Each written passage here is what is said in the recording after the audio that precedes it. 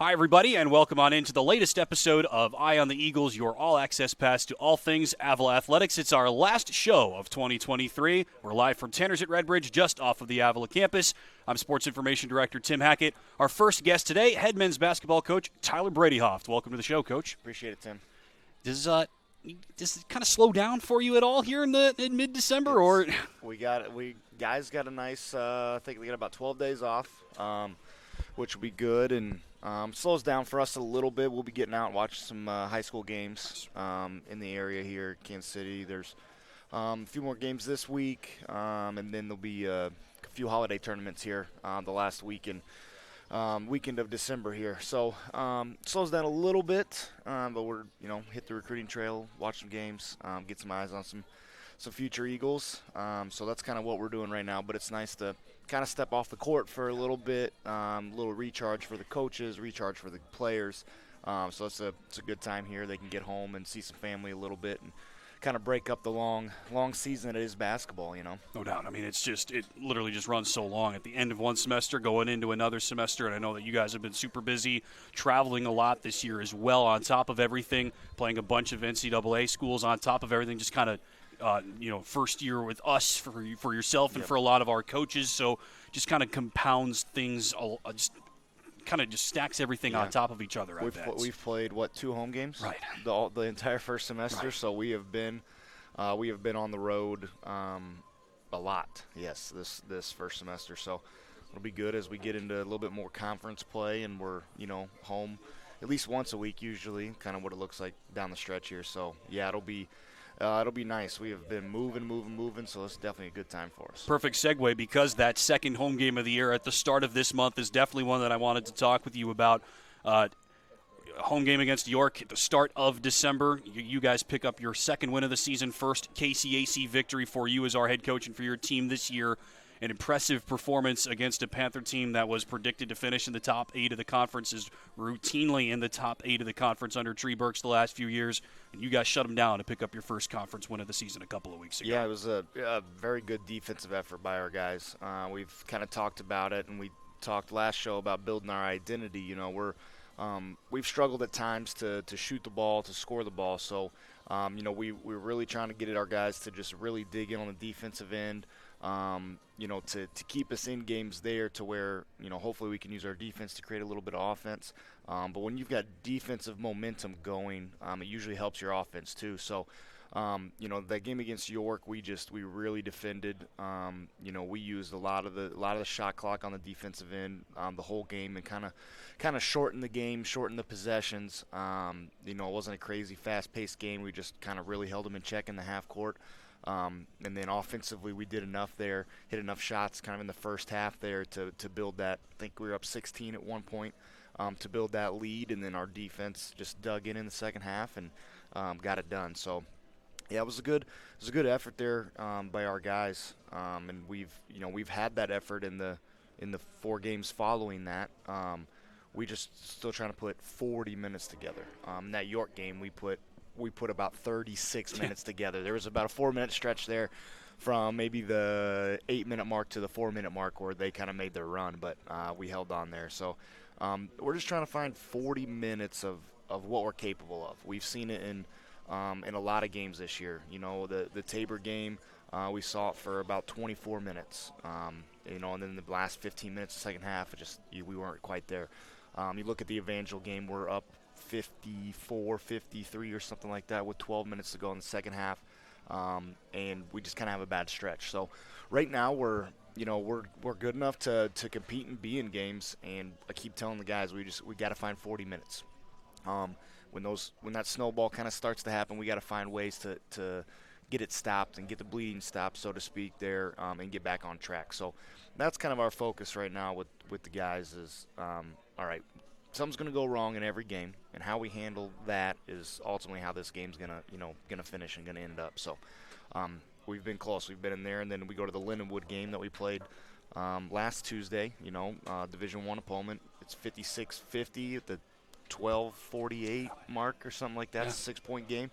And then we just kind of had a little bit of bad stretch in there. So we're closer, but there's not many moral victories. You only get so many of those before you got to start getting it figured out. So we're to the point where we've identified, what our issues are at certain times in games, and we gotta come up with ways to get those fixed. I think that those 2 games this month, Evangel and Lindenwood, I'm talking about most specifically, are just perfect examples of what you guys are talking about. Because you look at the final score, and if somebody's just out there posting it or at the conference level saying, all right, well, here's your final score, it's true, but it by no means tells the full story, Right. because you guys were right there with Evangel, like you said, for the whole first half and then at least half of the second half before it was just a crazy situation. I'm sure it was even crazier for you on the sideline because they hit every shot. Yep. You guys were not able to hit shots, and it's just like this crazy 5-minute stretch where a 2-point game then becomes a much wider margin than that, and it's not even anybody's fault. You guys had great looks. The guys were playing hard. Yep.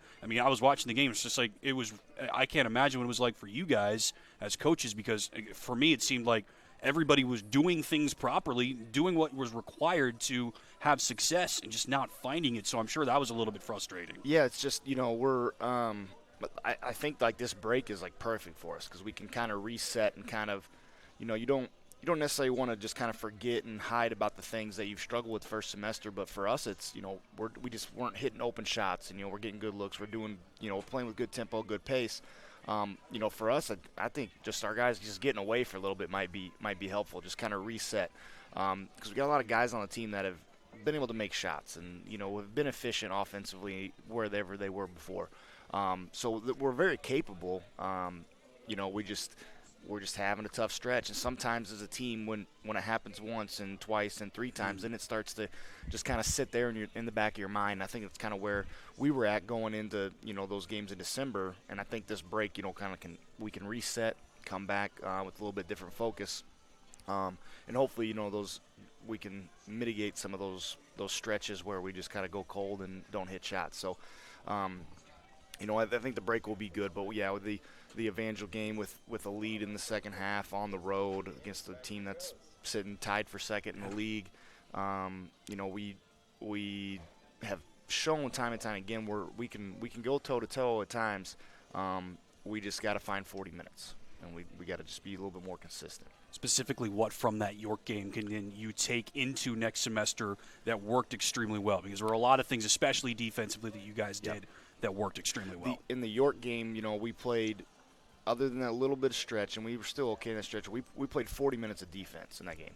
We played maybe 30 minutes of offense, but we played 40 minutes of defense in that York game. And that's the one thing where when we're going to go through these spells of not hitting shots for maybe 3 or 4 minutes, if we're locked in defensively, we can at least keep that gap within range, So, and then York, it was the flip side. We were up 14-12, something like that, and we had that 4-minute spell of offense, but maybe we only held maybe it was an 8-0 run over a 4-minute stretch, to where those 8-0 runs sometimes have been 12, 13, 14, in different games. So in the York game, what we got to take from that is just our defensive mindset there and just playing for 40 minutes on the defensive end. That's the biggest thing for us, especially as we if we struggle to shoot it at times, defense will travel with you. Home games, road games, you can take that anywhere. Sometimes shots just don't go, but defense will travel, and that's kind of what we got to hang our hat on here as we move forward. I think York, it's fair to say, is not always known as this elite, super-powered offense under Tree Burks. They're a very compact team, very physical, good defense. They're not known as this, high-octane offense compared to, a team like Kansas Wesleyan over the years or maybe Southwestern or something like that.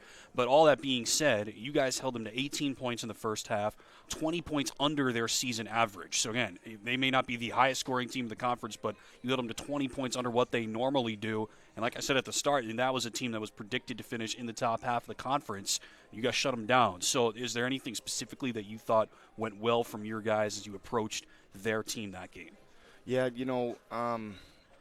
that's kind of a game too where Tree like to get up and down a little bit, play a little bit faster, and I think we just controlled the flow of that game very well from start to finish. We were making shots early, and that just fueled our defense. And like I said, we were able to kind of slow them down, and they typically probably are scoring within the first 15, 16 seconds of the shot clock, and in that game, we weren't giving up open looks or even contested looks till 20 to 25 in the shot clock. So we really controlled the tempo and the pace of that game.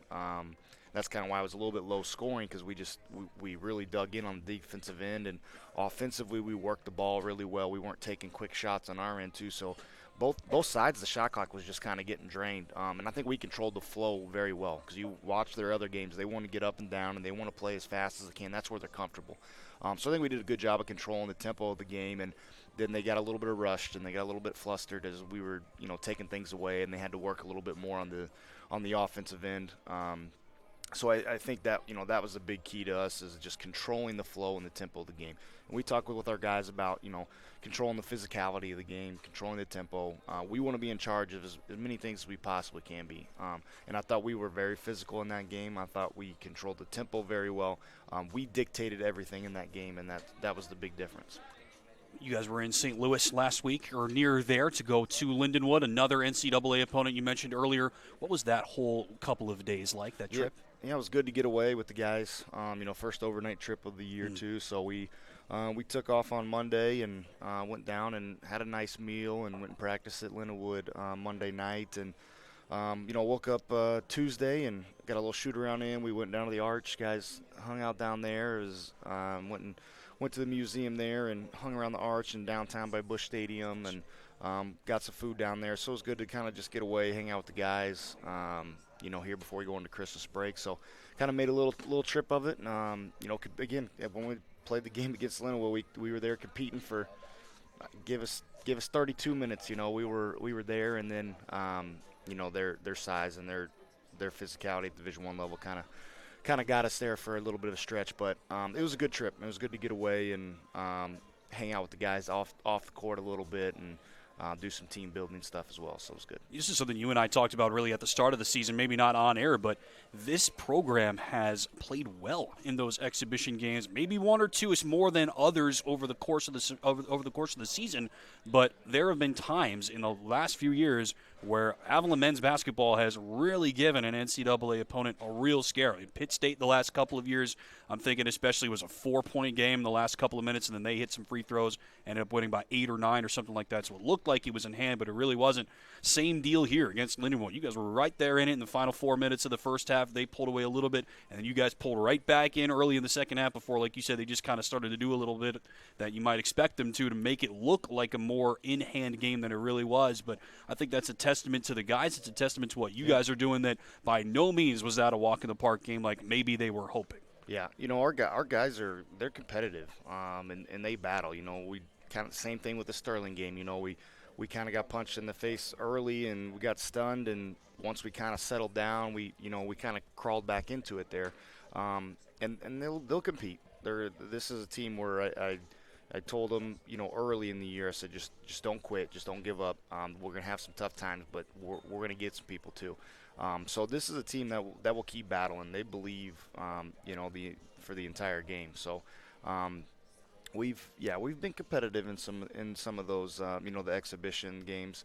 We've played a lot of different rotations in those two. Where the early ones we were still trying to figure out, who we wanted to go with and who we wanted to play who with, and played a lot of different guys. And I think the Lindenwood game here, our rotation was a little bit shorter. Guys are just getting a little bit more flow and understanding how to play with each other too. So I think that's kind of going hand in hand here as we've got a little bit deeper into the season, as rotations and lineups are kind of starting to set themselves a little bit more in stone. So. Besides a little bit more of a routine schedule once we get into next semester, what are you looking forward to most when we get into 2024 and conference play starts in earnest? Yeah, most teams have kind of figured out who they are, and I think we're getting close. But as we get into January, February, into the meat of conference play, everybody will start peeking those standings and trying to figure out where we got to get this one here. We go on the road and we can win this one, like we're going to put ourselves in a good spot. So, as you get into January, February, it's exciting as, teams are trying to make, pushes for national tournaments, and teams are trying to get in the conference tournament. Every game just gets a little bit tougher. And I think it's, kind of where we're sitting right now. We're going to be battling there to try to be one of those 8 teams that are making the conference tournament. And, if we look at it here, we're one game out of being in the top top 10. Yeah. That puts us, yeah. So we're one win away here. We're, in consideration for we'll be in the top 8, so we'd be, in the tournament there. So it'll start shaking out here over the next 2 or 3 weeks once you get those first 4 conference games in. And that's the exciting part. You're not out of it until you are.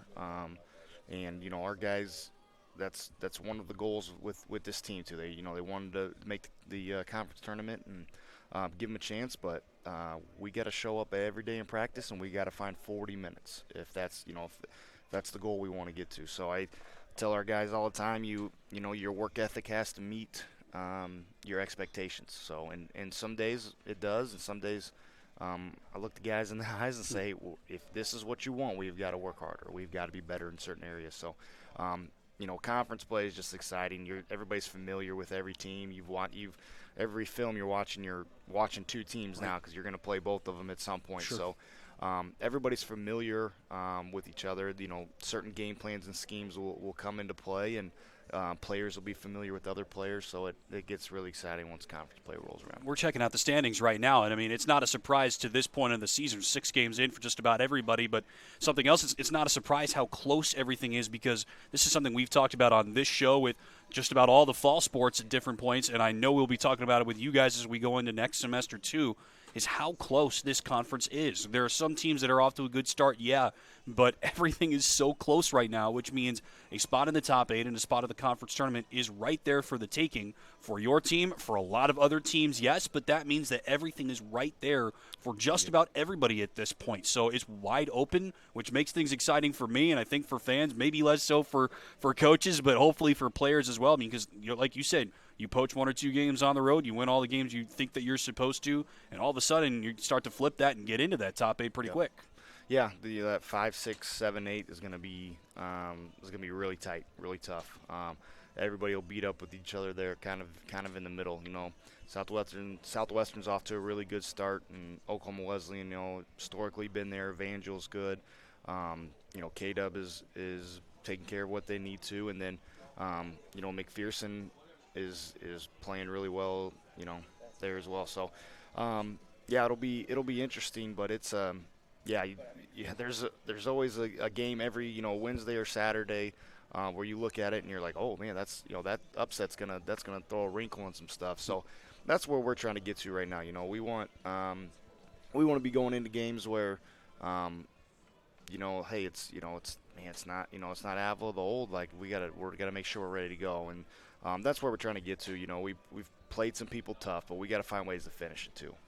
Up next for the Eagles, December 30th at Missouri Western, final NCAA opponent of the season, and then your first opportunity to catch Avila men's basketball in 2024, right at the start of the new year, January 3rd at Mabee Fieldhouse against Oklahoma Wesleyan. Women kick off the doubleheader at 6 p.m. The men will follow at 8. Once again, your first opportunity to catch Avila men's basketball in the new year on January 3rd. First, December 30th at Missouri Western. You can find details on how to watch and follow along on our website, avilaathletics.com. Coach Bredehoeft, thanks for joining us. Appreciate it, Tim. That is head men's basketball coach Tyler Bredehoeft. This is Eye on the Eagles. We'll be right back with our next coach.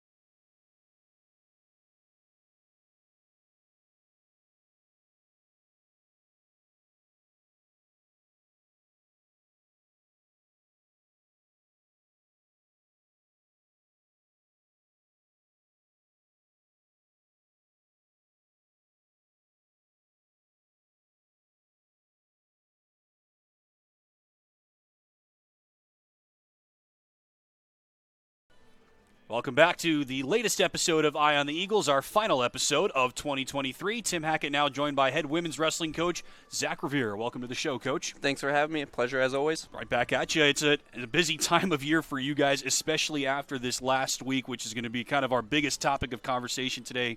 You're finally through your big annual home events, the 2023 Eagle Duels, in the books after this weekend. How are you feeling after that, besides tired probably? Yeah, definitely. Feeling good. You know, we had 4 duels as a team there, walked away with 3 of them, only losing to the number 1 team in JUCO, so pretty good showing there. But yes, definitely looking forward to this little break that we have going on right now, kind of catch back up on some things and, really not rush, but get to the, when we get back, we won't have much time left of the season, so this is a fun part of the year, definitely.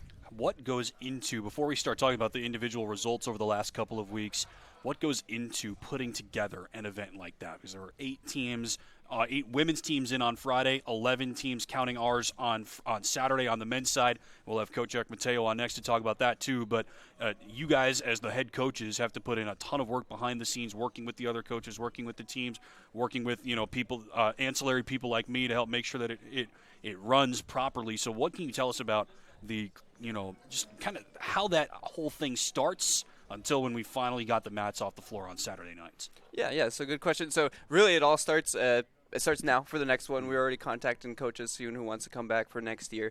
But really, it takes a good team of support staff.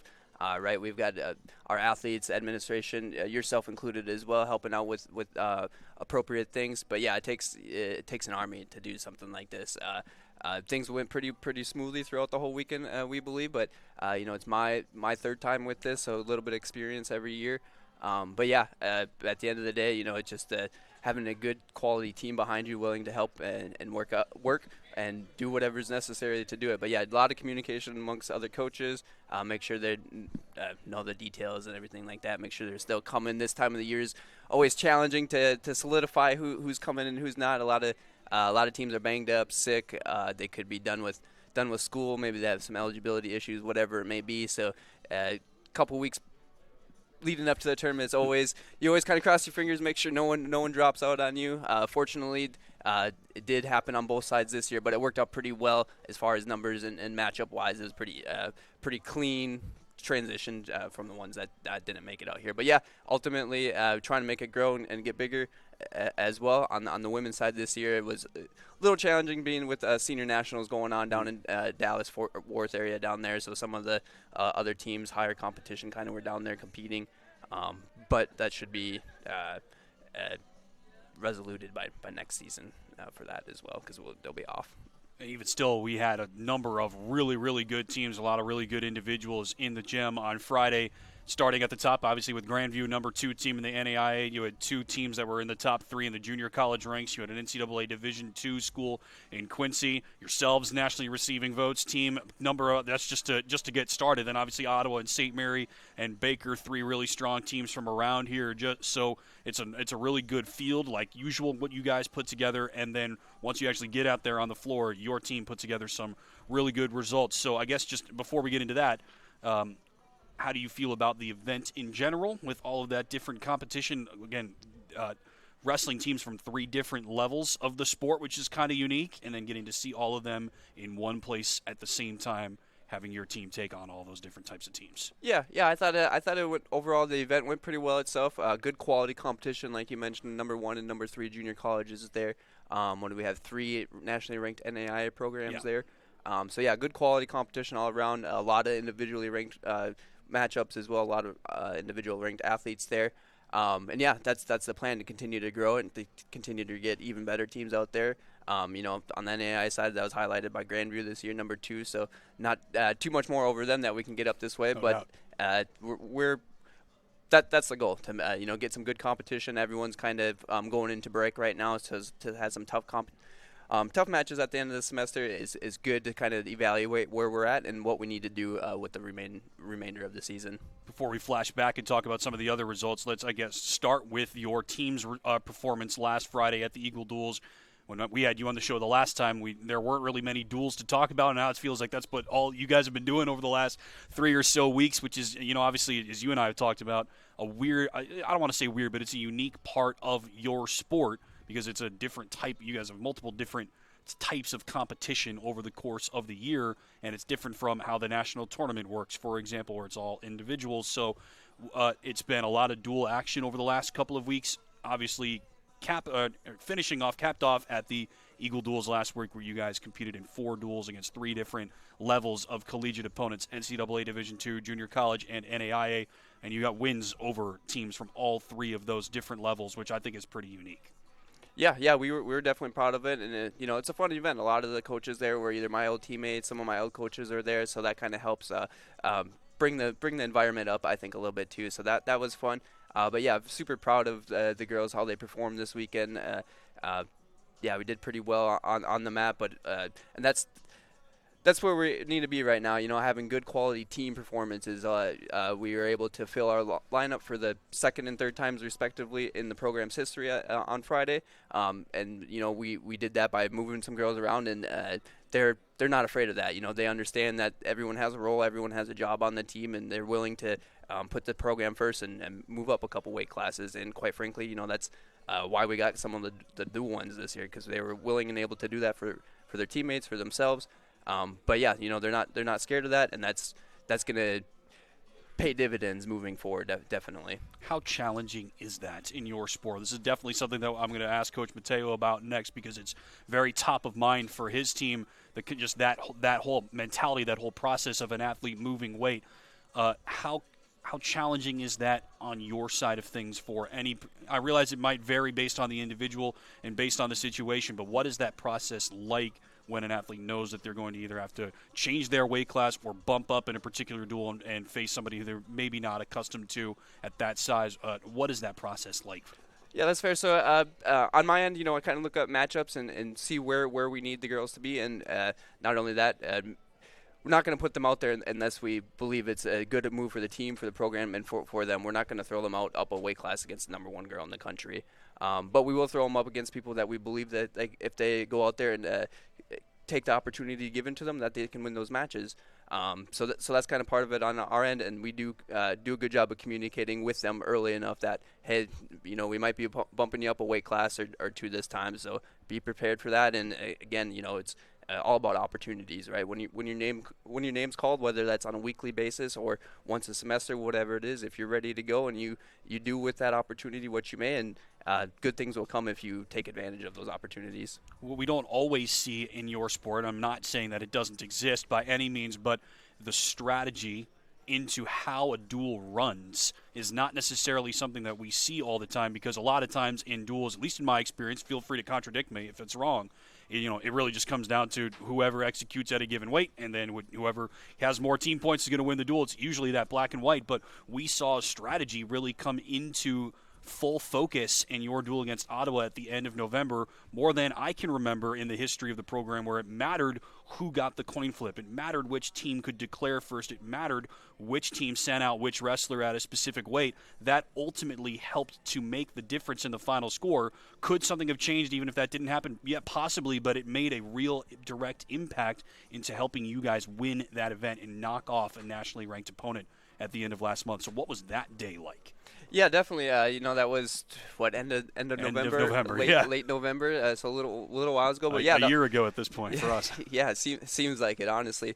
But yeah, no, it all starts, like you said, it all starts at the beginning before the match even starts, at that coin flip. Who's going to send out who first, and that'll give us an idea of what matchups we like. If we can move around to get matchups that are a little more productive for our team, we're going to do that, and that's in that matchup. It worked for the team duel.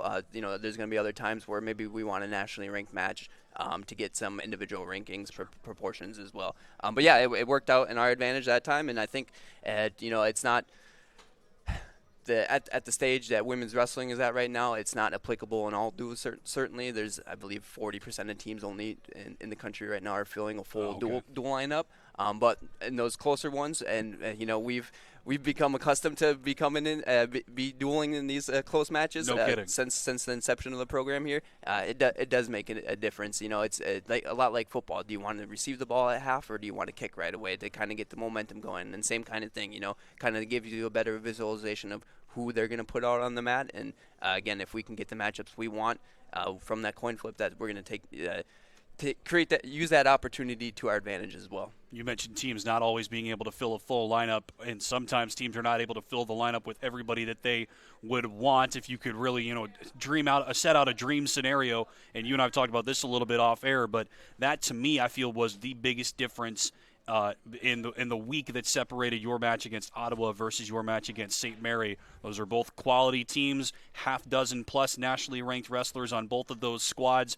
But Ottawa was not able to bring or roster all of theirs, and St. Mary was, and that was kind of the biggest difference. That if you're facing off against a team, any team is facing off against a team like St. Mary that has its more or less its full team out there, at least its best out there. That's hard to beat, even if you are also that same level and you've got nationally ranked versus nationally ranked. Let's say it's hard to overcome a team that is at full strength like that. St. Mary was, Ottawa wasn't. That was kind of the biggest difference for me, but that takes nothing away from what you guys did, because you guys still performed well against St. Mary, beat Ottawa, did what you needed to, even against not all of their best necessarily, but you still have to go out there and win those matches. It doesn't matter if it's their first string, fourth string, you still have to beat them, and that is what you did against Ottawa. Yeah, certainly, and we weren't at full strength in either of those matchups as well. So yeah, it's about depth. Who do you have ready for that day? Who's your name might be called every week, it might be called every day, or it might be called once a month. If you're ready for that opportunity, and our girls were ready for their opportunity, and they all they did what they were supposed to do: make weight, get out there, wrestle the matches that they did, and again some lineup changes throughout it. But everyone did their job, and they took full advantage of their opportunities presented to them. But yeah, St. Mary's, same kind of thing. They're a good quality program with a lot of tough quality wrestlers on their team. But I believe they only brought seven athletes to our duel. Of those 7, 6 of them were nationally ranked. Exactly. And we won the match that wasn't nationally ranked, and we had some close contested matches against those other 6 that were. A few of them, especially up top, we had some very, very contested matches up there. And that's what is so unique about your sport. And we just actually talked a little bit about this with Coach Bredehoeft men's basketball, where somebody might look at a final score line and say, all right, well, that was a 20-point win in men's basketball, and it looks comprehensive, and maybe it finished that way, but if you actually were watching, it was not that way, which was the case for our men's basketball team against Evangel, where they were right in it until the last 9 minutes or so of regulation. And that is kind of, I feel, even more evident in your sport, because you look at just those final results in the final 2 matches that you just mentioned, the 2 heaviest weights against St. Mary. They were both pin wins for them, but that was by no means an easy win or a 10 seconds and done type of thing. Kirsten Bergel and Shannon Briggs both competed extremely well in their 2 matches to finish off that duel. Even though it ends up as a fall win and 5 points for them towards the team score, it by no means tells the whole story, which is really tough if you're just looking at a result sheet like that. All right, well, they lost. That must have been the end of the story. But in that case, very much not the case. Yeah, definitely. Both those girls had good quality matches. They came off the gates hard and ready to wrestle, ready to compete. KB, we bumped her up a weight class to wrestle at number 16. I believe she was ranked 16th at the time. And she got off to a 6-2 lead, then kind of got a little overzealous at the end, and that didn't quite go our way. And same thing with Shannon at 191. She was up 8-0 in that matchup, 2 more points, and she would have had that match closed out. But same kind of thing, strong start, but need to work on the finish a little bit more. Just need to be a little bit more patient in those situations. And a wise man once said, patience is a virtue, but never pay full price for a late pizza. So that's kind of what happened in those matches. We were getting after it, scoring a lot of good points, but just needed to slow down and be a little bit more patient there towards the end. And speaking of Briggs, she's really come on strong over the last month plus, and she is now into the national rankings for the first time in her career, as well as Aisha Pearson. So you kind of got the ends of the polls, right? You got your top weight and your lightest weight both in the national picture, joining, of course, Markayla Lottie, who's the program mainstay and a superstar on campus. So you've now got 3 nationally ranked. Sarah Sowers-Johnny was in there earlier this year as well, as was Zoe Mazeros. So You've got a lot of different athletes who have been in that picture, but I think it's important that you've got two of your freshmen. You talked about the last time you were on the show with us, how young your team is, how new everybody is, how big your roster is, yes, but you got two brand new freshmen that are joining a junior who's been a key part of this program since its inception, and that is now, for more or less, your figureheads as you go into this late part of the season and into last week at the Eagle Duels. I think that's a neat little note for how your team is built. Yeah, definitely. It's always nice to have solid bookends, and we certainly do in this case. They both slid into the rankings at 20th last go around, and I believe that they're both going to continue to climb as long as the wrestling replicates and continues to develop as it has been all season so far. But yeah, it's again just good to have that depth at those weight classes, and kind of our whole team's kind of right around there. If they're a couple more ratings, I'm pretty confident that we'd have more in there at the time. However, we'll go earn it, so we'll be there. They'll be there soon enough. But yeah, that the last couple weeks has kind of showed that. We wrestle needs tough teams, wrestle needs tough girls, but we're in it dual-wise, in it most matches as well, individual matches. So they're right there. They're competing with pretty much everyone in the country right now. Now it's just about continuing to get more experience, more mat time, and again just kind of closing and finishing some of these matches, and then the good things are definitely going to come from that. Finally, to circle back, this past weekend on Friday, your team goes 3-1. Like we said, wins over three teams from three different levels of collegiate wrestling, which I think is unique, but a lot of good individual performances over the course of the day. You got some athletes on the mat for the first time this season, for the first time in their career. So let's start with that. Just how you felt about how your team performed over those four matches before we talk about anybody individually. Yeah, overall as a team, I believe we did pretty well. We won more matches than we lost, certainly, especially individual matches, and dual-wise we went 3-1, only losing to the number one junior college in the country. And quite frankly, age-wise, we're about there. Most of our team are freshmen, some sophomore. We got two academic juniors right now. They were both in the lineup, but otherwise, yeah, we're pretty much right there. And we knocked off the number 3 JUCO, so that kind of shows where we are in correlation to our age, right? So that's a definite positive move to bring us to close out this semester. But yeah, and then wrestled Quincy, a Division II program. One of my old teammates is their head coach there. Their second-year program. But lineup-wise, matchup-wise, they're a lot like us. We filled the lineup there, but we were really wrestling. Our 43s were the 155-pound matchup was both 43-pounders. The same thing with 55-pound matchup. So it worked out pretty well, and things kind of went our way that time. We got the matches that we needed, and we had some good competition at the other ones. But yeah, a very similar program. But again, we were able to come out on top of that one. And then end of the day with NAI match against Baker, and they were ranked 18 I believe, at the time. And again, they weren't quite at their full lineup. Right. I know their 116 was down at Senior Nationals this weekend, and their 109 did not get to compete out at this tournament. But we'll see them again. We're going to be going to their dual tournament. So I'm excited to see how that matches up when they do have a full squad, and we have our full squad at that time as well. But yeah, overall, pretty happy with the girls over this week, and they were all in there. As you mentioned, Chloe Taylor and Callie Schuster got their debuts debuts of their college career, really. They got some good experience out there, good mat time. Chloe, unfortunately, she got injured, so she was only able to wrestle a couple matches. Callie got her first win via forfeit. But again, that shows like she had an opportunity to go and step out there for the team, and she did what she needed to do, and that helped us with that duel. That's that was a 26-23, 22. Yeah, 26-22 against Baker. So we needed that, and again, that's kind of what I was talking about earlier. Sometimes your role, your job's going to look a little bit different, but if you're ready for it, you're gonna help this program out. I think at this level, we realize how good a lot of junior college teams are. So I'm going to ask you that in this specific example in your sport, because I'll take a step back. As a student at a bigger school, at a higher level institution, if you will, it is the junior college ranks was just not something that we considered. It was looked upon as something different. It's just not in the same territory, I guess. But at this level, like, we compete against junior colleges all the time in your sport and a lot of other sports. Sure, we get athletes from the junior college ranks and vice versa. So my question to you is, we had the number 1 junior college women's wrestling program in Indian Hills and number 3, formerly number 2 at Iowa Central in the gym on Friday. How good are they compared to some of the best NAIA schools? Yeah, they're they're pretty tough and they're competing pretty well as well. I believe there's currently 18 schools in the junior college division right now on the women's side.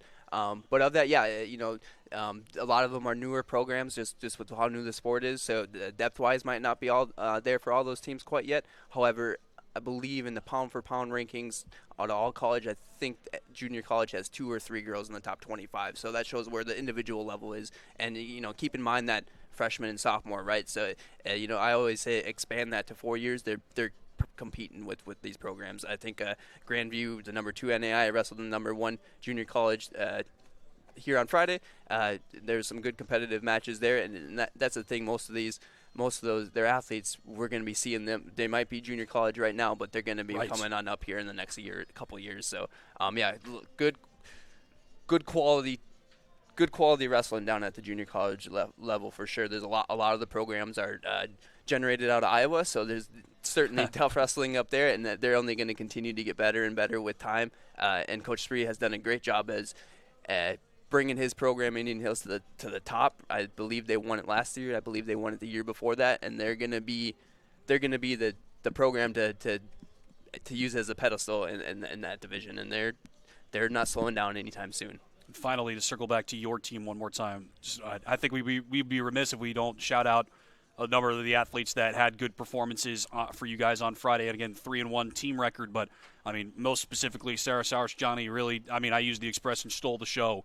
And it's not like we didn't expect her to do well, but she comes out and goes 4-0, and there were 4 impressive wins for her. And like you said, with a bunch of close matches in there, close duels, almost all of them are very well needed as well. So what was her performance like, and what can you say about what she brings to the team specifically? Yeah, very, very proud of her performance on Friday, and same kind of thing. She's our 43-pounder, but she's all those matches weren't at 143, so she moved up for us and took one for the team, and she's someone that's grown accustomed to that over these last couple of years, and again, the reason for that is because we believe in her, and she knows that, so she's willing to go out there for the team and for herself and compete in those matches. And not only did she compete this weekend, I believe she was the only athlete in the whole tournament with 4 falls via tech or fall, and I think she might have even been one of the only, if not the only one to win 4 matches as well. So I believe so. So yeah, and that's again going up a weight class, a couple of those matches. So super proud of her performance. Hopefully she can keep that momentum moving forward. But yeah, and the beauty about it is we still have things to clean up too, right? So she's great performance, but still a lot to work on those things. But she's one really. Yeah, she's one that's you're going to go out there and she's going to fight through every position, through every match. So not worried about that. And that kind of is replicated all the way up at the top of our weight class. Get to 43, get to 55, get to 70, 191. Those girls are willing to go out there and fight and battle. And then they've been doing that these last couple weeks, and it's exciting to see where their season's going to bring them. Avila Women's Wrestling finishes off semester 1 of year 3 with 3 victories at the 3rd edition of the Eagle Duels. You can catch Avila Women's Wrestling back in action mid-January at York. More details to be announced when we get a little bit closer. Zach Revier, head women's wrestling coach, thank you for joining us. Thanks for having me. You are watching Eye on the Eagles. We'll be right back with our next coach right after this.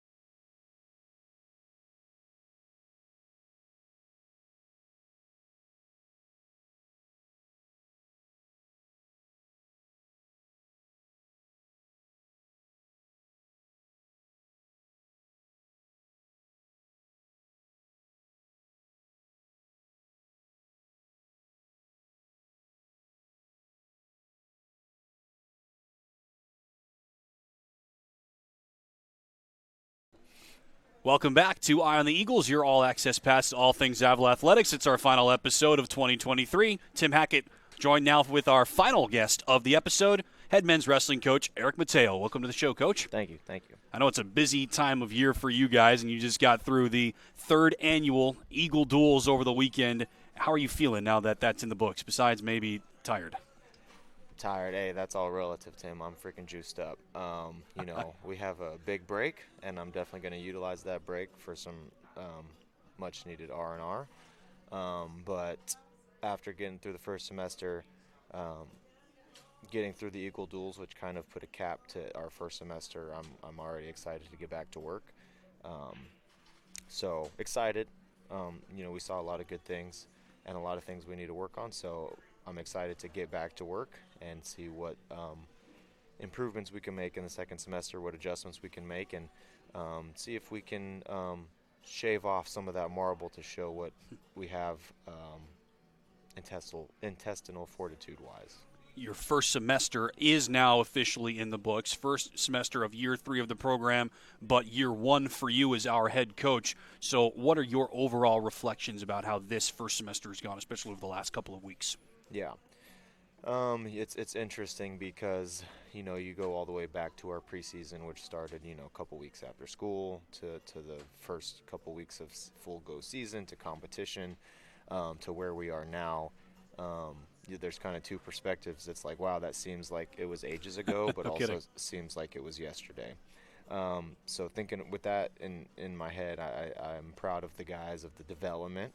I'm proud of the progress that we've made. I'm proud of the buy-in and the development of leaders that we've had on the team. I think we were at the very beginning of the season missing some level of mean streak, some level of we'll say salt and vinegar inside. We need more fight, okay? And we're working towards that, and you can kind of see the tide turning for some guys. Now there's still a lot of ground to cover, but I'm proud of the progress that we have made. What goes into putting together an event like this weekend? Because anybody that was there or tuned in to any of the live streams or whatever, you get to see the competition. You can see, some of the fans in the background. You can see the quality of the teams and the individuals that are out there. But I know that there is a lot of work that you guys as coaches that you have to put in, working with the other coaches, working with all the teams, working with folks like me that are kind of, alongside the operation to make an event like that happen. I think it's a big deal, first of all, that we get to host that as a third-year program. We've now done it every year, obviously, but not every team gets to do an event like this or host an open or something like that. So it's kind of an exclusive elite company in that sense, because not everybody, not every team, not every program is able to pull off something like that, and you guys now have for all 3 years of the program. I think that's a big deal. Yeah. 'Tis the season, Tim. I appreciate your attitude of gratitude because, we get to do that. It's there is a lot of work in it, and if there was a metaphorical high five, that high five would be split into about 50 people Sure. that made this event happen, including yourself. So, there's a lot of pre-planning. We want the event to go smooth. So Zach and I think we worked a little bit extra hard so that we can focus on the wrestling.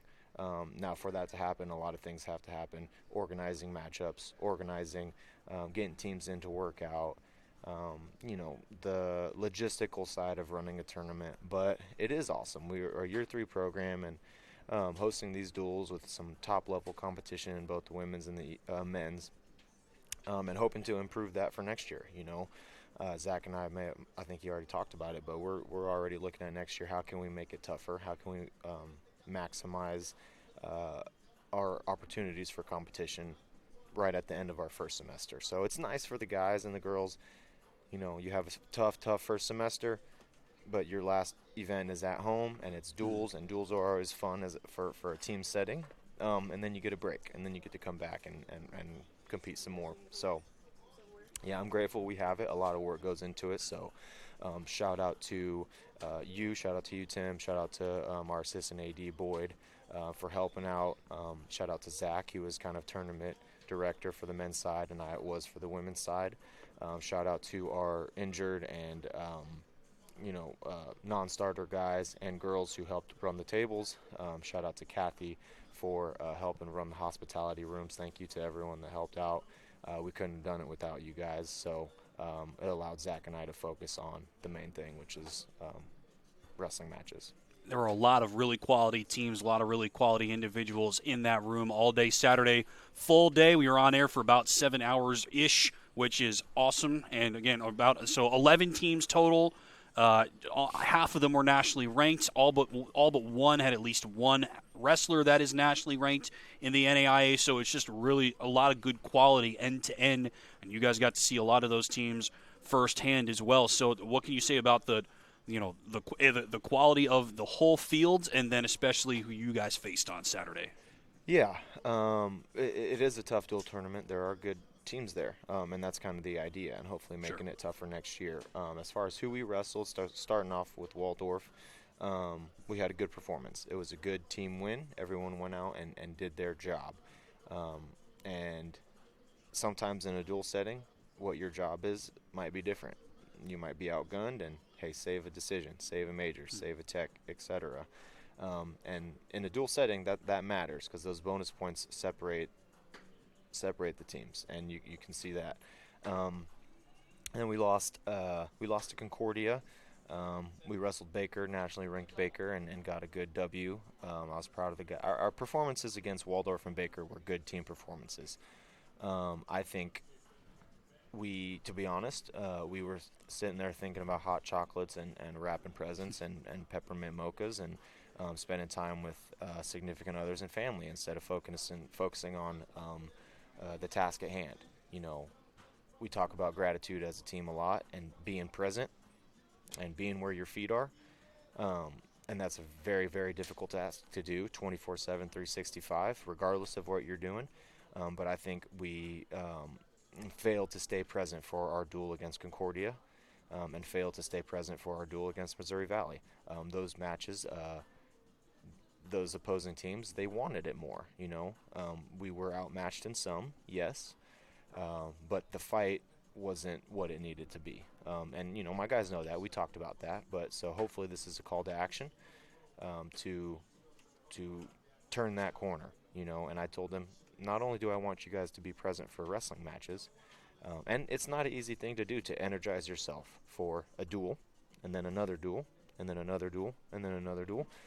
But that's what you have to do if you want to string together performances at a conference tournament, at a national tournament. You have to perform, and there might be 2-3 hours between a match. There might be 24, 36 hours between a match if you're talking a national tournament, 3-day tournament. So we have to be present. So my challenge to them was, take these days, go through your holidays and be present. Take some time, take your mind off of wrestling, but be present. Be present with your family, be present with whatever holidays you're celebrating, and then come back and let's be present for every single thing. Going to class, your relationships, practice, a duel, whatever it may be. You need to be where your feet are and not thinking about the previous minute or the next minute. It's a challenge, and I challenge myself with it every day, and I fail, of course, just like we all do. But I think that's one thing that we need to improve on. What is the difference as an athlete between a big day of duels like that, where you likely have 3 or 4 matches if you're going to compete in every one, versus an open tournament where if you do well, you will also have 3, 4, 5 matches maybe? Because at the end of the day, it's the same number of matches. You're likely facing 4 different opponents from 4 different schools, so there's no commonality or anything like that to lean on. So what is the difference, like you just outlined, where it may be harder to plug in on a dual setting versus in a tournament setting where you still have that time off in between? Yeah. What are any of the differences between those two formats? Yeah, so number one, you're watching your teammates wrestle. So the emotional investment it does cost. There's a tax on that, and it costs energy, and it costs some of what's inside of you. You're concerned for your teammate to have a good performance, and when they do, sometimes a lot of times that will elevate you. And if there's a bad performance for the guy right before you, that could also bring you down. So trying to separate yourself from all of the surroundings, not just the noise, not just the crowd, not just whatever, but the surroundings, including your team that's wrestling right in front of you. Also, sometimes in matches in a duel, like our duel versus St. Mary, there's team score implications, right? So does my match affect the outcome of this duel? Every match does, right? But specifically, it could come down to a very stylistic matchup or bonus points, and that was kind of my call to action to the guys in our duel versus St. Mary's. Like, every match we won, we bonused, but every match we lost, we also got bonused. So we have to close the gap there. Also, in a duel setting, it could be pretty random on the level of competition you're going to see. For instance, you could wrestle 3 unranked guys, and then your last duel, it's a ranked guy, or vice versa. In a tournament setting, generally speaking, as the day goes on, as you move forward in the bracket, your competition is going to get a little bit better. And then your hardest matches are going to be at the end of the day, end of the tournament. That's not necessarily true for a dual tournament, but the preparation should be the same. The preparation through your week up to weigh-ins, etc., should all be the same.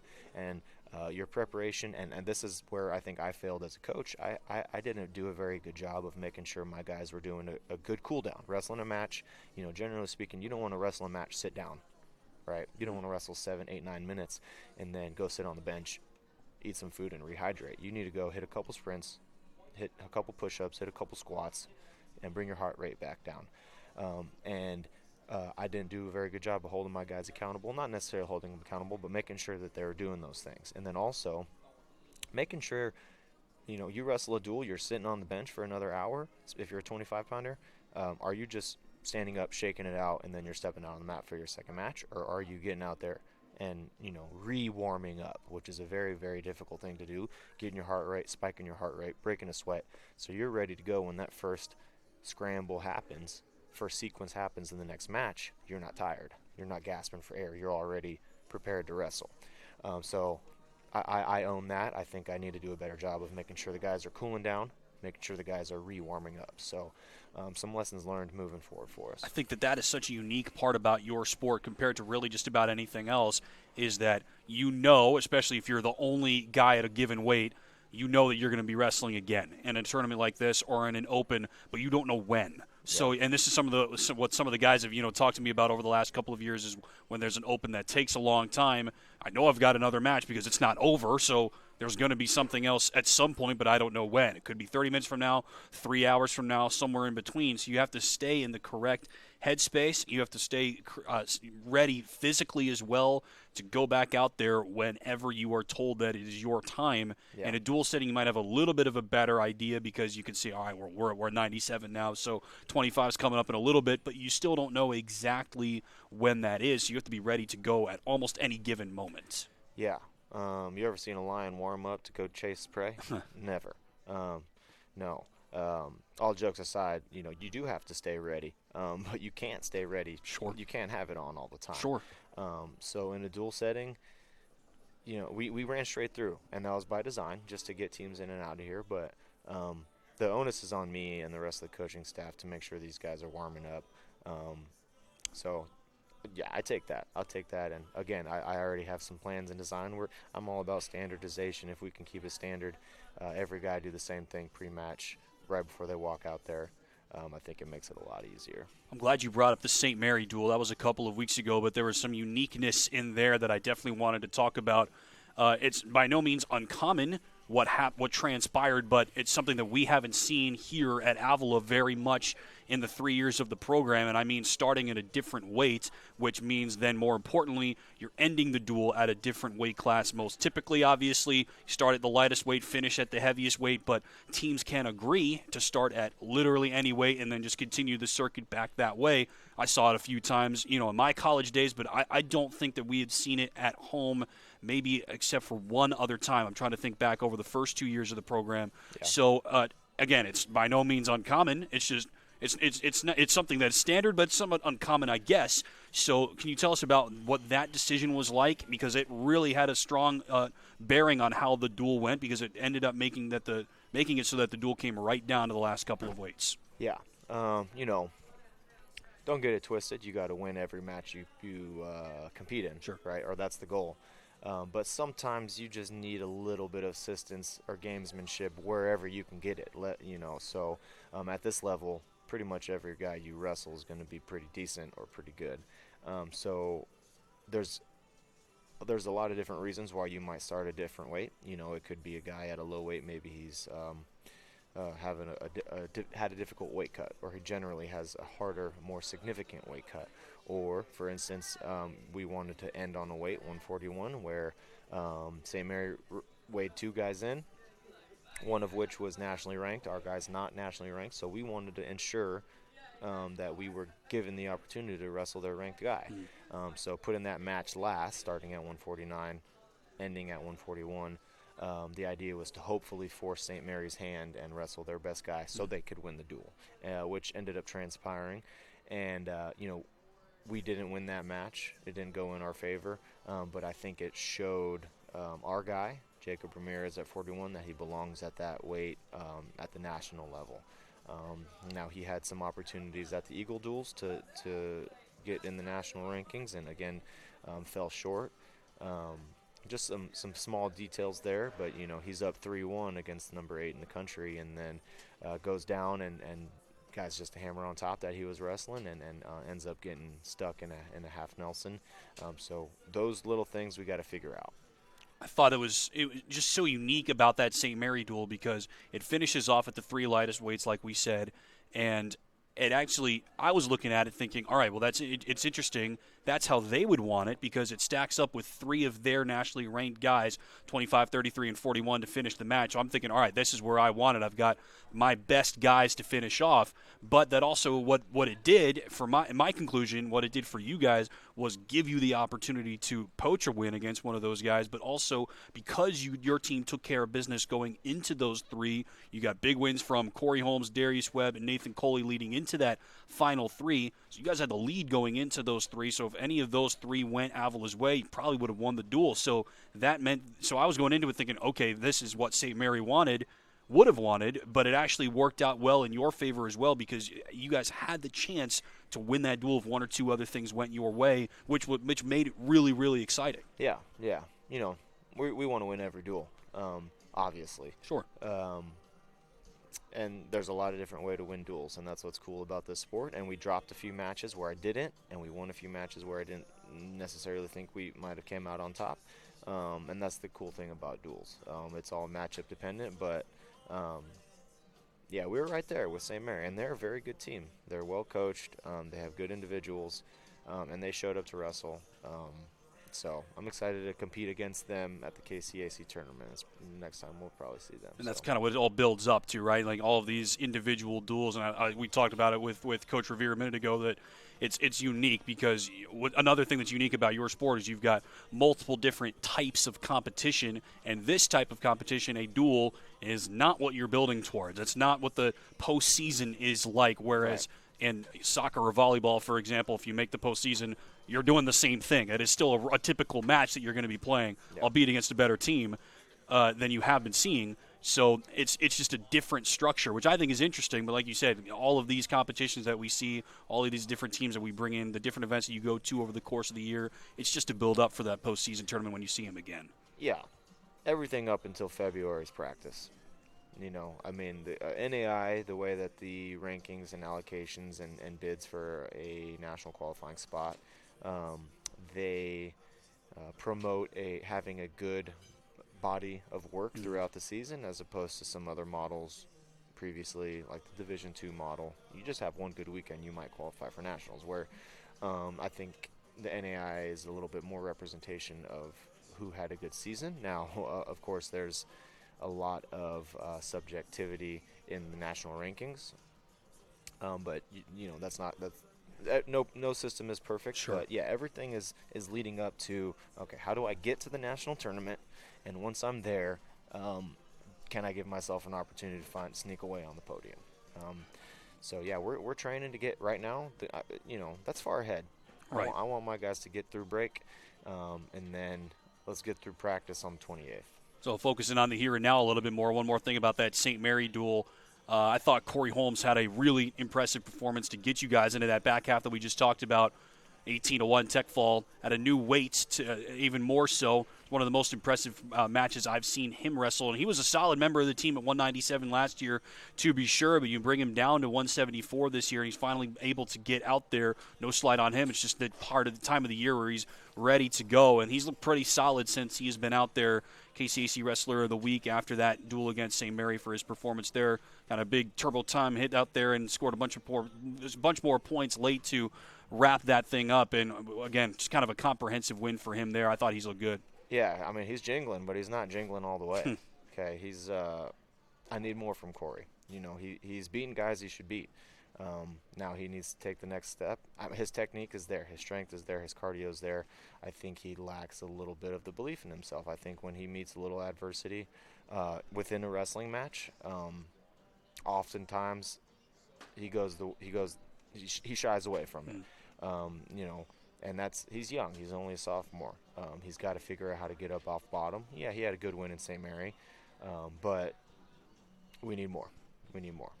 Somebody that you typically get a lot from. To circle back to the Eagle duels, we'd be remiss if we didn't talk about Darius Webb, who has had a great senior year. No surprise, he's been a great piece of this program on the mat the last few years, but goes 4-0 at the Eagle duels, including a couple of really impressive victories. Again, I'd use the term "stole the show." Not really a surprise because it's often his show. There's nothing to steal. It's usually his show that he's the headliner of, and that was definitely the case on Saturday. Yeah, and, you know, Darius is the kind of kid, that's what I tell him right before he steps out on the mat. Go have fun, go put on a show. That's when he's wrestling with that scope, within that scope, with that frame of mind, he's dangerous. You know, wrestling at Bober, I think, is number 8 or 9 in the country, right. Brett Bober from Baker. Darius is, you know, I don't know, 16, I think. 15 or 16. Yeah. You know, he gets a technical fall over that guy, and not only technical fall, but that match is probably the best I've ever seen Darius wrestle. Just an all-in-all wrestling performance for 7 minutes. He dominated in every position, all 3 positions. So, you know, Darius has 4 losses this year, and I don't think I think he had 4 on the season last year, and 2 of them were at the national tournament. So. I think it's just a testament to the level of our schedule. You know, and I tell my guys this, we're battle tested already to this point. We are battle tested, and we still have more of that to go. But we can't have our first time we're being tested or having to figure out a wrestling match, how to win a wrestling match at the conference tournament. That can't be at the national tournament. It's too late, which I think was the case last year. We're battle tested. Darius is battle tested. He's turning a corner. He's figuring out how to win full 7 minutes, and not just, you know, he obviously the kid is extremely explosive, very good upper body, and he has that all day, but that's not all he has, and I think he's figuring that out.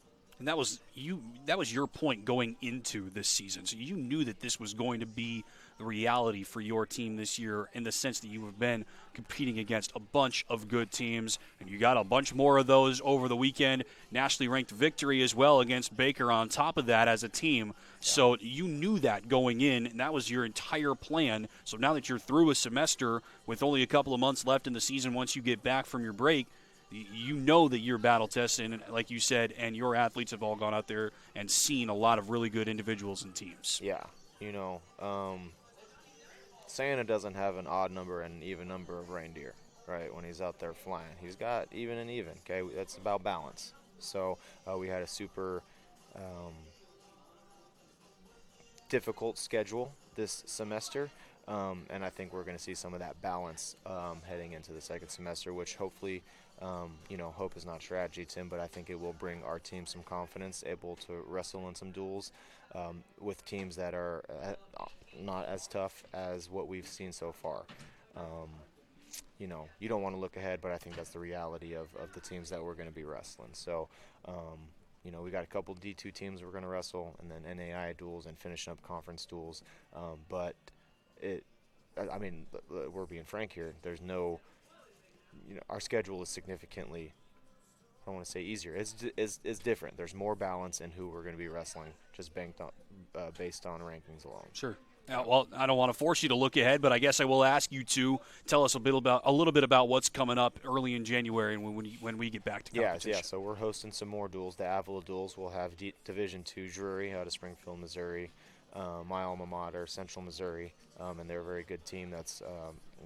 They're a good team. And then we'll wrestle one KCAC duel against Oklahoma Wesleyan, and then Dakota Wesleyan, another NAIA team.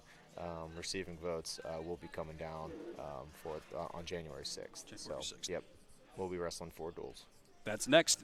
The Avila Duels on January 6th, your first opportunity to see our Avila men's wrestling team back in action in the new year. Semester 1 of year 3 of Avila Wrestling is officially in the books. Once again, your first opportunity to see them in the new year, January 6th at the Avila Duels at Mabee Fieldhouse. More details on that still to come. Stay tuned to our social media and our website for more information on that as we get closer.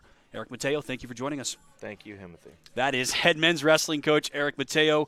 This has been Eye on the Eagles. Thank you, as always, to Tanners for hosting us. Thank you to executive producer Darian Miner, who is somewhere in Louisiana right now, being crazy as always, I'm sure. Thank you for watching this semester. It's a brand new version of this show. We're excited to see where we go from here. We will see you in 2024. So for all of us at Avila Athletics, I've been Tim Hackett. We will see you next time on Eye on the Eagles. Until then, so long. Happy holidays, Merry Christmas, and a Happy New Year to all of you watching. We'll see you in 2024. See you.